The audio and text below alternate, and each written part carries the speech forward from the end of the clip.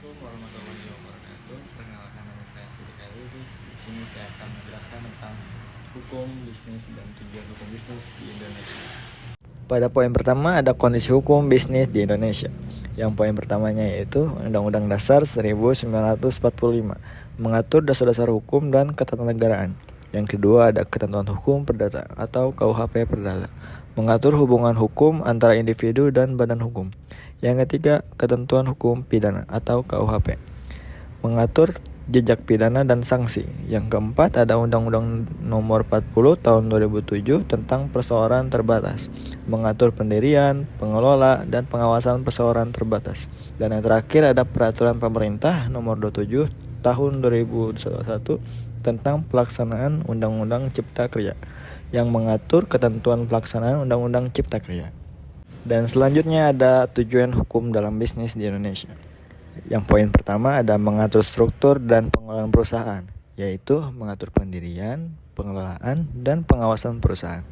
Poin kedua ada melindungi hak-hak pemangku kepentingan, yaitu melindungi hak-hak pemegang saham, karyawan, dan pelanggan.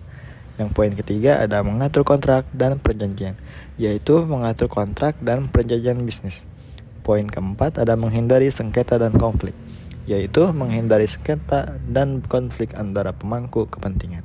Dan poin kelima ada meningkatkan kepatuhan hukum, yaitu meningkatkan kesadaran dan kepatuhan hukum dalam bisnis. Selanjutnya ada tujuan bisnis yang terkait dengan hukum. Yang pertama ada mencapai tujuan perusahaan, yang kedua mengembangkan strategi bisnis, yang ketiga meningkatkan kualitas produk atau jasa, dan empat membangun kemitraan, dan terakhir ada mengelola risiko. Dan sumber-sumber hukum di Indonesia yaitu terdiri dari undang-undang dan peraturan pemerintah, keputusan menteri, dan peraturan lembaga negara.